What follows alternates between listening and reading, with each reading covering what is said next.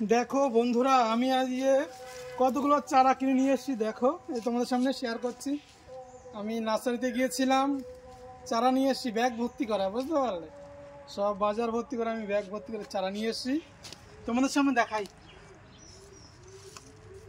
এই যে ক্যালকাটা পাতি লেবু দুটো নিয়ে এসেছি, সব বের করে দেখাই।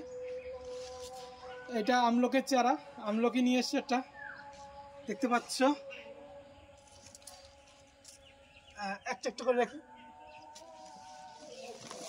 আর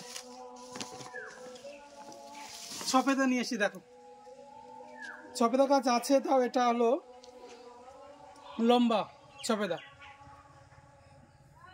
কি জানি না। এই যে দেখতে পাচ্ছ, দুটো সফেদা গাছ নিয়ে এসেছি, ছোট থেকে নিয়ে এসেছি। আমি কাটিং করব, তাই জন্য দেখালাম। আর এইটা কাঁঠাল গাছ, পিঙ্ক কালার কাঁঠাল হবে, পিঙ্ক কাঁঠাল বলেছে 1 বছরের মধ্যেই কাঁঠাল হবে, দেখতে পাচ্ছ। আর এইটা হলো আম, দেখতে পাচ্ছ 12 মাসি আম, মুকুল আছে, বোল আছে, সব থোকে থেকে বোল আছে, দেখতে পাচ্ছ। আম হয়ে যাবে। এবার তোমাদের কিভাবে রোপণ করি সেটা দেখাবো, চলো নেক্সট।